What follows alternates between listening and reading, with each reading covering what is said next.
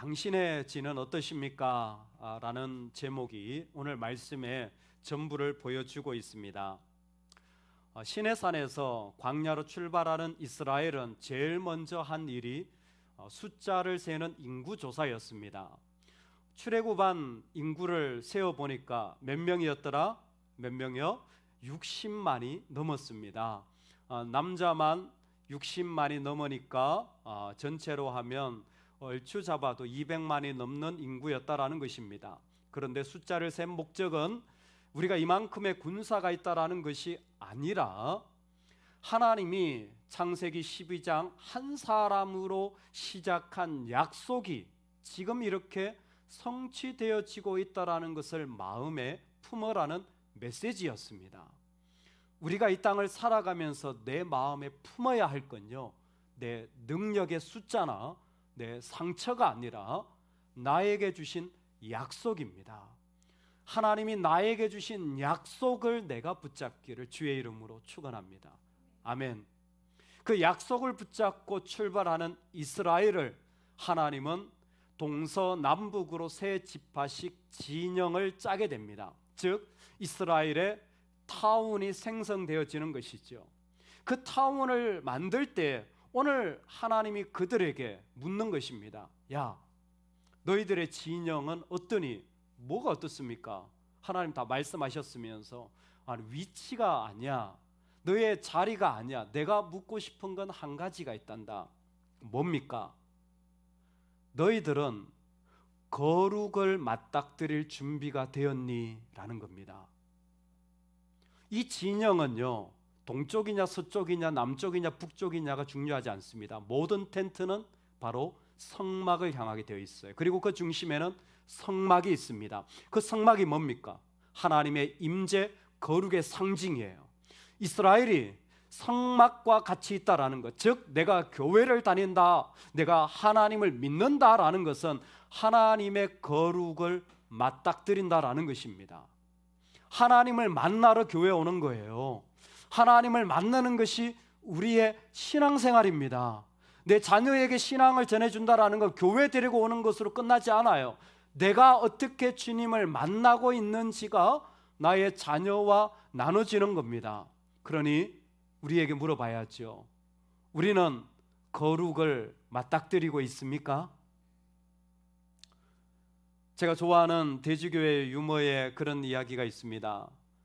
대주교가 교회 바닥에서 날마다 매일 기도하는 거예요.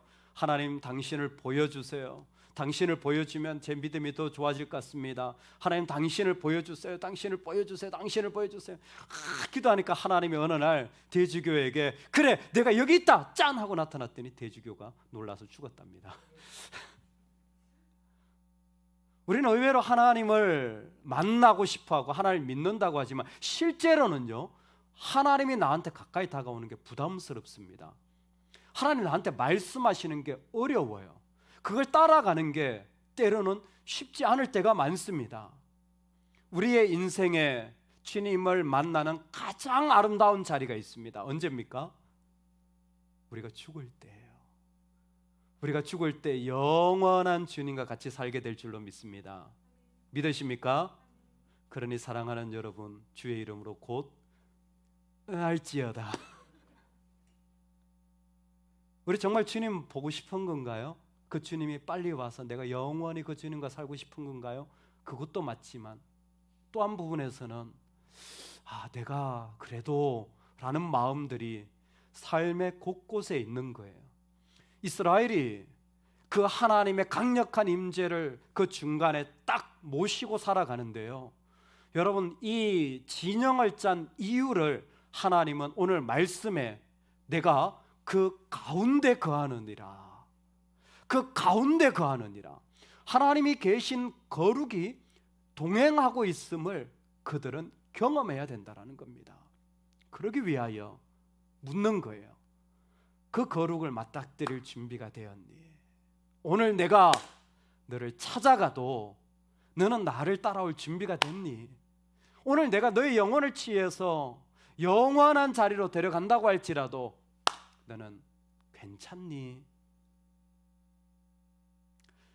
하나님의 거룩에 동참할 때 제일 어려운 게 뭐냐면 우리의 거룩하지 않음입니다. 내가 성령 충만하고 은혜가 있다면 사실 이 대답은 좀 쉽게 나오죠. 그런데 내 안에 거룩하지 않은 것들이 많을수록, 아니 내가 붙잡은 것이 많을수록 이 대답이 참 어렵습니다. 너의 진영은 어떠니? 라고 물으실 때 부담스러운 거예요. 이스라엘 백성에게 바로 이 질문을 하는 겁니다. 혹시 거룩하지 않은 것이 너희 안에 있지 않니? 즉 부정에 대한, 부정결한 것들에 대한 경계선이 너희들에게는 있니? 너의 삶의 자리에 하나님을 향해 나아가지 못하게 하는 부정결에 대한 경계를 세우기를 바란다. 이 자리를 구체적으로 준비시키는 말씀이 오늘 말씀이에요. 첫 번째, 외부적으로 드러난, 겉으로 드러난 경건의 모습을 확인하라는 것입니다. 사람들이 보고 느낄 수 있는 드러난 모습 속에 우리 안에 부정한 것들이 참 많을 수가 있습니다. 우리 안에 부정한 그 모습들을 오늘 말씀에서는 여러 가지 부정한 병들로 이야기해 주고 있습니다. 피부병이 있습니다. 유출병이 있습니다. 죽음을 만진 자들이 있습니다. 이런 사람들은 다 모두 진 밖으로 다 보내야 됩니다. 핵심만 말씀드리고 싶습니다. 여기에서 나병 환자, 악성 종양, 악성 피부병입니다. 이 나병이라고 하는 피부병 자체가 무엇이냐면 그 원어가 가죽 같다라는 거예요. 이 피부병에 걸리면 아마 진물이 나고 떡이 져가지고 아마 가죽같이 됐는지도 모르겠습니다. 아마 의학적으로는 그렇게 설명할지 몰라요. 그런데 있잖아요, 지금 하나님이 진 밖으로 보내야 될 모습 가운데 하나가 무엇이냐면 그 안에 피부병이 있는 거예요. 여러분, 피부병 있는 알레르기 무슨 그런 게 중요한 게 아니라 지금 하나님이 뭘 소환하냐면 창세기 전체 이 모세오경에 있는 하나님이 잃어버렸던 자리를 소환해내는 겁니다. 하나님 원래 제일 먼저 하셨던 일이 패션 디자이너셨어요. 타락한 아담과 하와에게 뭘 입히셨죠? 가죽 옷을 입히신 거예요. 그 가죽 옷이라는 단어와 여기 피부라는 단어가 똑같은 단어예요. 하나님이 왜 피부병을 얘기합니까? 하나님 지금 뭘 생각하고 있는 거죠? 가죽 옷을 생각하고 있는 거예요. 왜 가죽 옷을 입히셨죠? 그 가죽 옷을 입기 전에 바로 인류가 하나님을 반역하여서 그 가운데서 하나님이 만드신 아름다운 것들을 다 추하게 만들어 버렸어요. 하나님이 만드신 것들이 추해지게 되는 것이 죄입니다. 하나님이 만드신 사람인데 그 사람이 싫다면 내가 지금 죄의 마음이 들어와 있는 거예요. 그래서 범죄한 인류가 제일 먼저 한 게 뭡니까?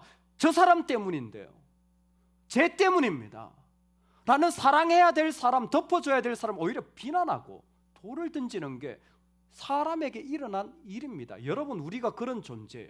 우리 안에 있잖아요, 부정의 경계를 세우지 않으면 하나님이 만들어 놓은 아름다운 것들을 다 추하게 만들 수 있는 사람들이 우리인 거예요. 그래서 만약 그런 것들이 너희 안에 있다면 진 밖으로 보내라. 그것이 너에게 있으면 안 된다. 유출병을 가진 자도 똑같습니다. 12회를 혈류증을 앓은 여인이 바로 이와 같은 고통을 당하지 않았습니까? 그 모든 일을 하는 일은 무엇입니까? 그 하나님 앞에서 무엇인가 부정한 것이 있다면 유출병 환자는 되게 엄격합니다. 침상도, 앉았던 자리도, 그 사람과 접촉한 모든 사람도 부정해집니다. 심지어 재미있는 것은 유출병 환자가 침을 퇴 하고 뱉어요. 그러면 그 침을 맞은 사람도 부정해집니다. 그러니까 뭐예요? 간격을 두라는 거예요. 이 부정한 사람 간격을 두라는 겁니다. 너도 부정해지니까. 왜 이런 부정에 대한 규례를 두는 것입니까? 오늘 우리가 살아가면서 이렇게 알게 모르게 우리가 삶의 자리에 부정의 이야기들이 얼마나 많이 들어오는지 모릅니다. 6절에 보니까 거역함으로 죄를 지으면, 이스라엘 백성에게는 이 말씀이 자연스럽게 레위기에서 누군가에 대하여서 훔치거나 손해를 끼친 것임을 분명히 알게 되었을 것입니다. 나도 모르는 사이에 다른 사람에게 피해를 주면 20%를 더해서 갚아라. 도둑질 했으면 더블로 갚아야 돼. 1+1이 더블로 갚아라. 왜 이렇게까지 얘기하시는 겁니까? 우리 가운데 무엇인가 우리를 어렵게 하고 힘들게 하는 것들이 우리 안에서 나오는 거예요. 여러분, 우리 안에 이와 같은 인간의 타락한 하나님이 만드신 것을 다 깨어버리는 모습이 있을 수 있습니다.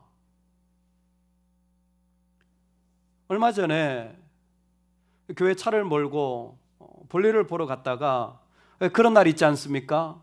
최근 몇 년 동안 가끔씩 이런 때가 있는 것 같아요. 정말 약을 먹어도 통증이 가라앉지 않고 너무 힘든 거예요. 그날 몸이 안 움직여요. 그렇죠? 몸이 안 움직여요. 알아요, 몸이 안 움직이는 걸. 그래도 일정을 소화합니다. 일정을 움직이는데 몸이 안 움직여요. 주차를 해놓고 차를 쭉 빼는데 그 차가 다른 차보다는 좀 주차선 밖에 있어서 좀 많이 나왔더라고요. 3분의 1까지 튀어나왔어요. 근데 제가 봤어요.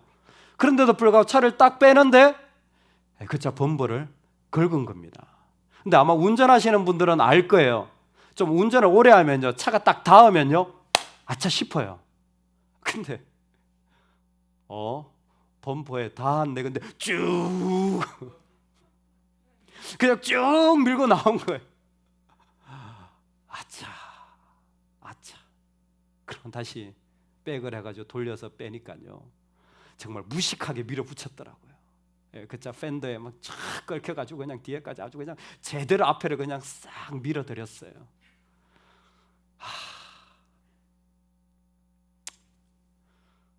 그냥 마음이 털썩 놓이는 거예요. 몸도 힘든데 사고까지 쳤네. 전화를 했습니다. 보니까 전화번호가 있더라고요. 사장님, 죄송한데 차주 되시냐고. 제가 차를 좀 긁었는데 어디 계시냐 그랬더니 바로 앞에서 나오시더라고요. 7단지에서 사고 쳤거든요. 경비 아저씨 차더라고요. 사장님, 죄송합니다. 제가 정말 보지를 못했습니다. 제대로 운전을 미숙하게 해서 이렇게 했는데 보험 처리해드리겠다고. 그렇게 하면 되겠냐 그랬더니 해달라고. 죄송했더니 운전을 못하는 죄송하다고. 제가 잘못한 거라. 그러고는 보험사 연락해가지고 우리 교회 차는 뭐 너무 속상한 거, 너무 막 짜증이 나는 거예요. 차에 탁 타고 차를 딱 가봤는데 저도 모르게 제 입에서 나쁜 말이 막 나오려고 하더라고요. 제 입에서요, 진짜 막 그냥 막 쏟아지려고 하는 거예요.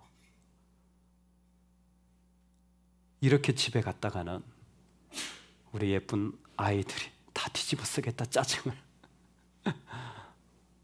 교회 들렸어요. 안 되겠다, 그냥 가면 안 되겠다. 교회 들려서 앉아서 기도를 하려고 했는데 기도가 안 나와요. 찬송만 나오더라고요. 내 구주 예수를 더욱 사랑, 다만 내 비는 말, 그냥 그 찬양만 나와요.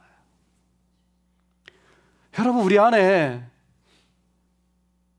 그런 못된 모습들이 불쑥불쑥 나오는 것 같아요. 로이드 존스 목사님이 타락한 인간은 불완전한 피조물이 아닙니다. 손에 든 무기를 내려놓아야 하는 하나님의 사람들입니다. 하나님의 사람들이 손에 무기를 들고 있는 거예요. 그냥 뭔가 안 맞으면요, 그래, 의견이 다른구나, 우리는 그렇게 끝내는 존재가 아니에요. 뭔가 안 맞으면 그 사람이 미워요. 아니, 그 사람은 안 만나고 싶어. 아예 끝내려고 하는 게 우리의 본성인 것 같아요.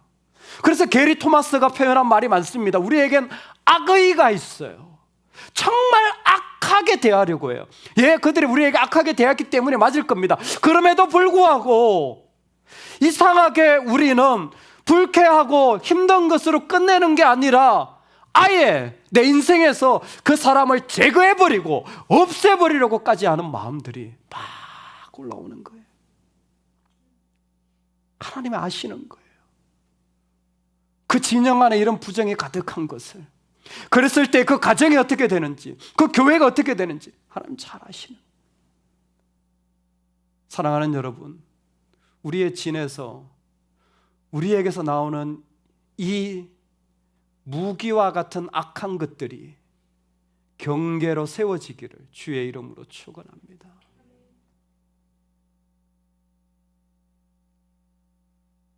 그래서 주의 옷자락을 만진 거예요. 여기에 12년을 시달렸어요. 몸이 만신창이가 되었어요. 영혼이 만신창이가 되었어요. 경제적으로 다 파탄났어요. 하나님 주신 아름다운 것들이 이 부정한 것들에 의하여 다 깨어진 거예요. 너무 비참하고 아픈 이야기 아닙니까? 가슴을 쳐야 할 통탄할 이야기 아닙니까?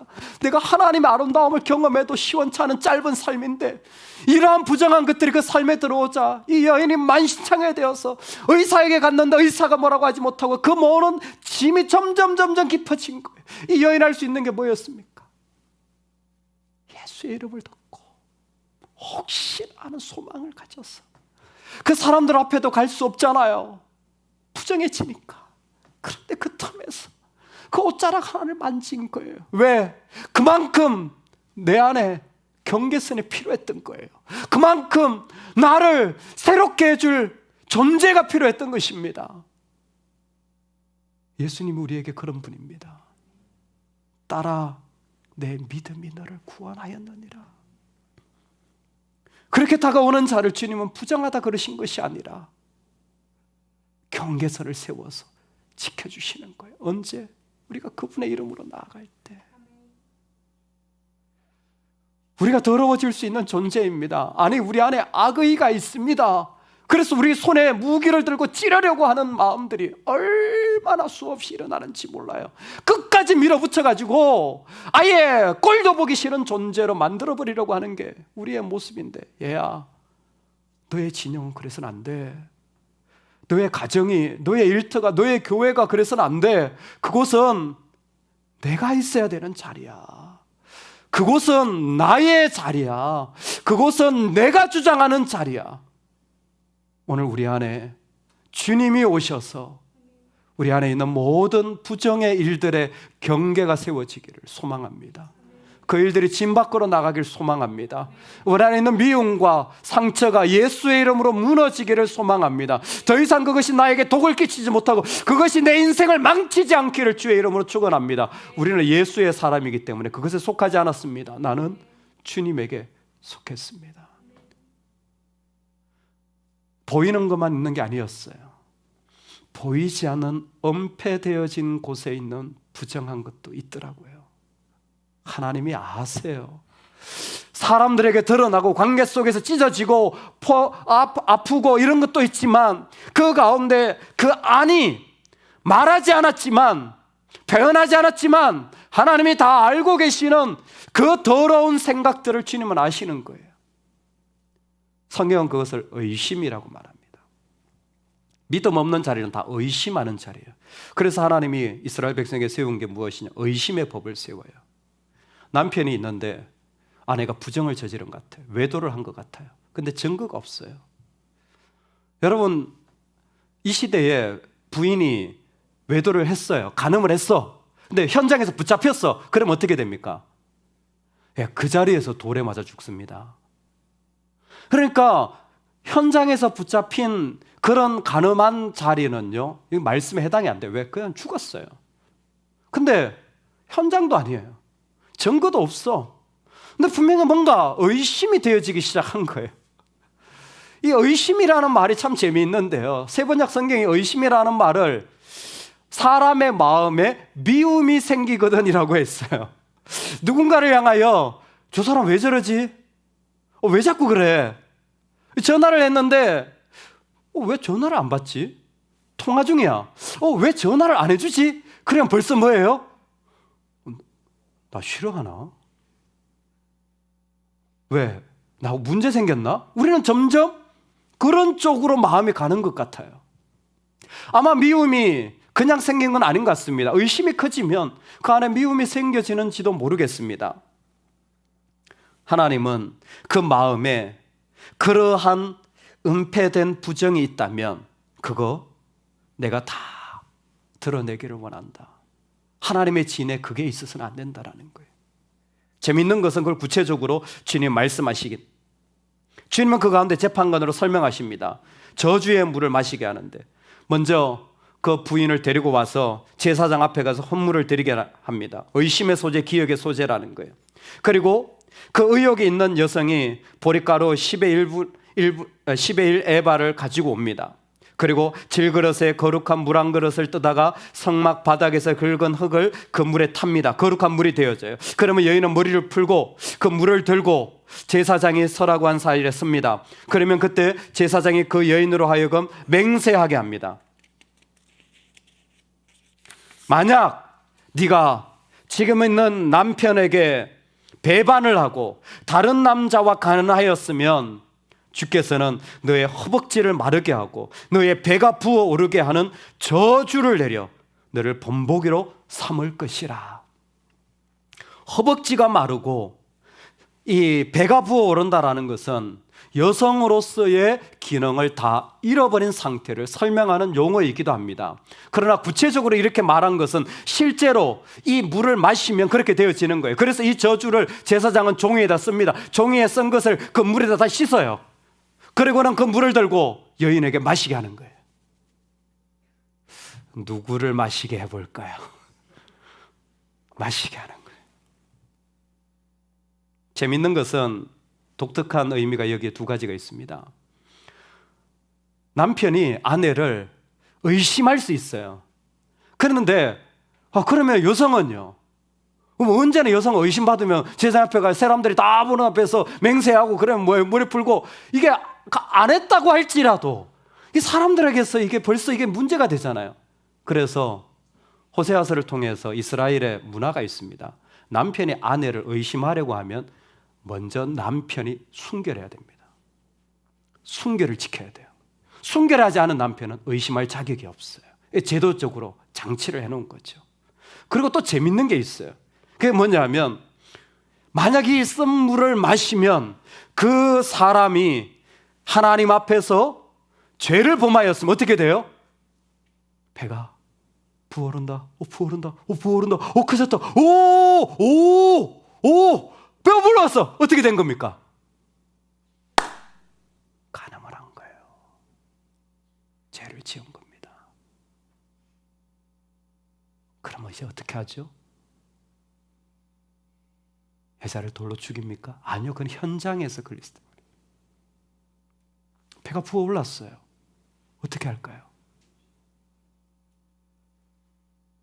그냥 집으로 돌려보냅니다. The end. 끝이에요. 그거로. 왜요?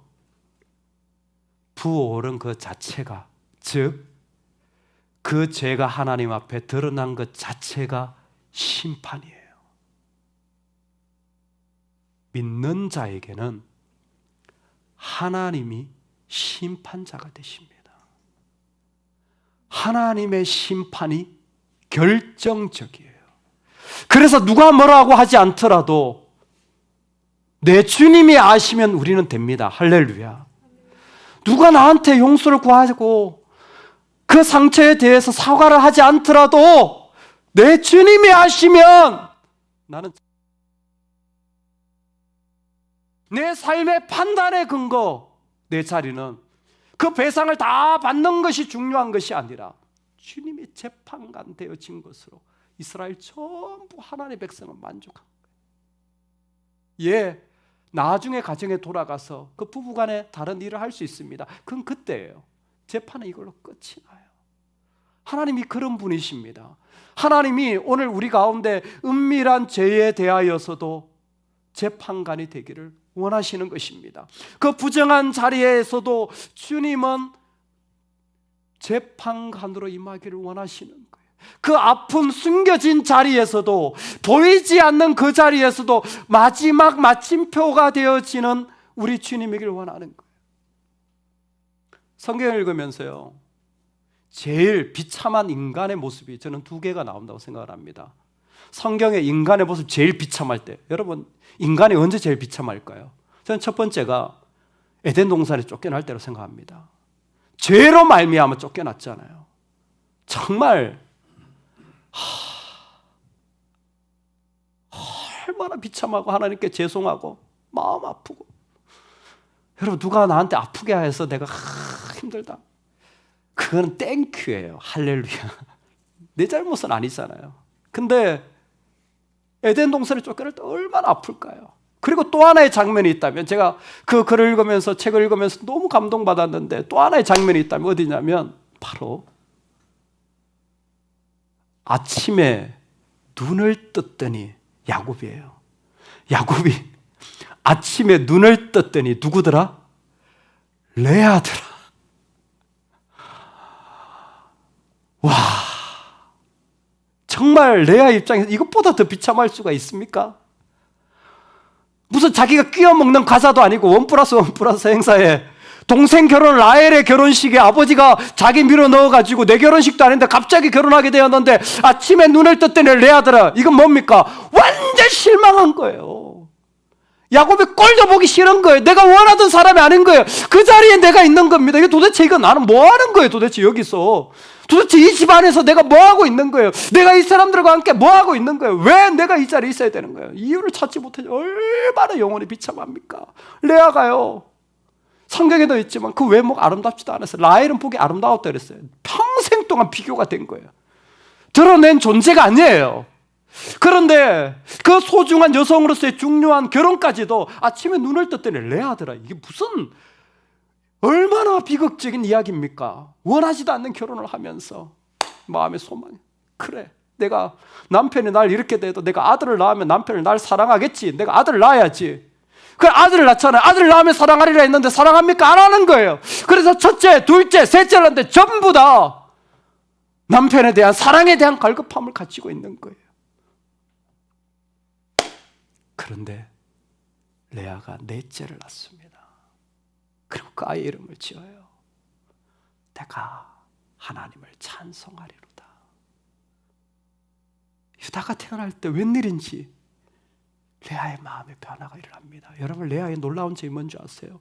창세기를 읽어보면요, 레아가 말할 때마다 엘로힘, 하나님을 얘기합니다. 레아가 그 힘든 가운데서 이야기를 할 때마다 여호와 이름을 불러요. 마음의 외로움과 마음에 누구도 모르는 버림받은 그 답답한 마음, 그 마음으로 눈을 떴더니 레아더라라는 같은 비참함으로 살아가는 여성의 자리지만 끊임없이 하나님을 부르다가 어느 날 내가 하나님을 찬송하리로다. 내가 하나님을 찬송하리로다. 그래서 우리 주님이 바로 그 레아의 족보를 통하여 이 땅에 오시는 거예요. 그래서 우리 주님이 그 비참하고 그 어려운 자리, 눈에 보이지 않는 그 아픔의 자리를 주님은 아시고 그 자리를 통해 우리에게 오시는 겁니다. 그 주님이 저와 여러분을 찾아오십니다. 다른 어떤 것, 남편이 내 생명 되면 좋겠다, 내가 사랑받으면 내가 살 수 있을 텐데, 아들이 내 생명 되면 좋겠다, 그러면 내가 살 것 같은데, 아니었어요. 주님이 내 생명 될 때 내가 살 수 있는 겁니다. 주님이 내 생명 될 때 사는 거예요. 그렇게 주님이 우리에게 임하시는 것이었습니다. 그래서 잠언은 우리에게 말씀하십니다. 너의 품에 둔 아내를 족한 줄로 여기라. 어떤 사람도 완전한 만족을 주는 사람은, 어떤 배우자도 내 만족이 될 배우자는 없습니다. 하나님은 만족하게 여기라는 거예요. 네가 할 일은 그곳에서 그의 마음을 품고 주의 이름으로 그 자리를 생명의 자리 되게 하라는 것입니다.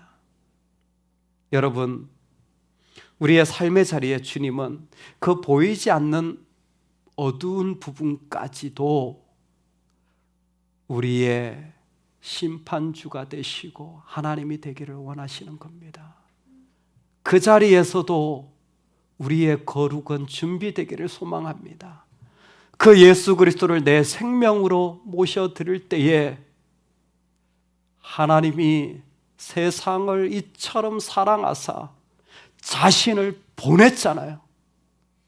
그리고 이 땅에 온 레와와 같은 예수 그리스도는 오히려 비참해지는 것이 아니라 우리를 위하여 자기의 모든 것을 쏟아 부으시잖아요. 억울하셨나요? 아니요. 아프셨나요? 아니요.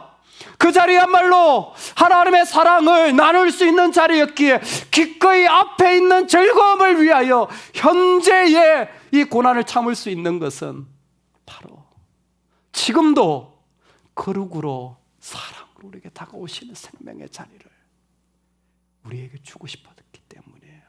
우리가 바로 그 자리를 예수의 사랑으로 살아가길 지금도 원하시기 때문이었습니다. 여러분, 우리가 걸을 수 있는 사람들입니다. 여러분, 우리가 걸을 수 있는 사람이에요. 우리에게 예수의 이름이 있다라는 것은 그 예수님의 사랑으로 이 세상에 있는 어떤 비참한 자리도, 어떤 공고한 자리도 다시 일어나서 걸어갈 수 있는 자리라. 100 노트라는 글이 상당히 몇 년 전에 큰 감동을 불러일으켰습니다. 페이스북에도 또 미국 현지에서도. 한국계 미국인입니다. 이형 씨라는 공무원인데 부인이 어느 날 퇴근했더니 난소암에 걸렸다라는 사실을 알고 정말 부인을 위해 최선을 다해 간호하지만 결국 그의 부인 캐서린 장가는 하나님의 부름을 받게 됩니다. 그리고 부인이 죽고 나서 일주기를 맞이하는데 그 7살 된 그리고 10살 된 남매를 데리고 그 일주기 모임을 준비하면서 100통의 편지를 쓰게 됩니다. 60번째까지 편지는 그 가족이 같이 했던 시간을, 그리고 61번부터 90번까지는 암투병하며 보냈던 시간을, 그리고 나머지 10통은 아내가 떠난 뒤에 그 아내를 그리워하며 추억하는 내용들을 100통을 쓰고는 이 가족이 길거리로 나가서 생명부지의 사람들에게 이 편지를 줍니다. 그러면 이렇게 얘기해요. 당신이 사랑하는 사람에게 이 편지를 전해주십시오. 사랑했던 아내를 잃었지만 그곳에 대한 이야기를 적어서 생명부지의 사람들에게 얘기하는 겁니다. 당신이 사랑하는 사람에게 전해주십시오. 아마 서로 보겠죠. 100 노트의 비밀은 이겁니다. 사랑할 수 있을 때 사랑하세요. 사랑할 수 있을 때 사랑하세요.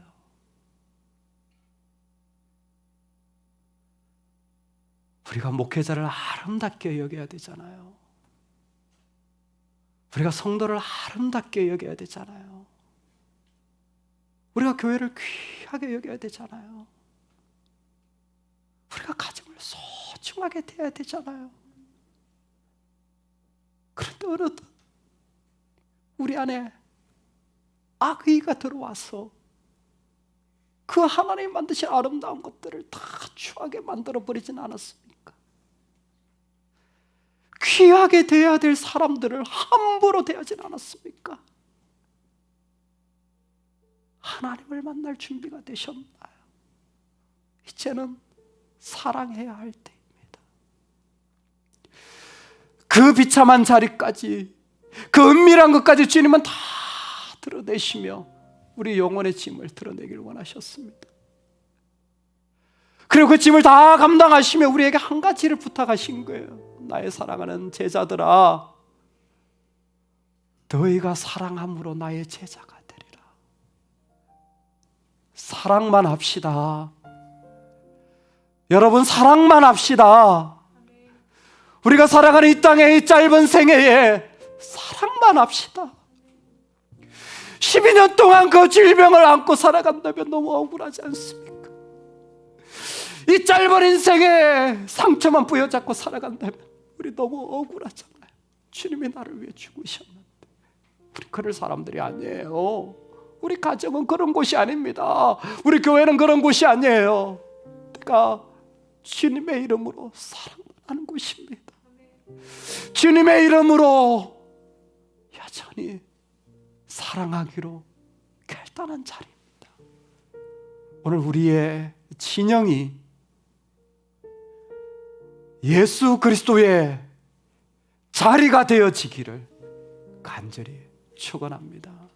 아멘. 하나님 아버지, 우리의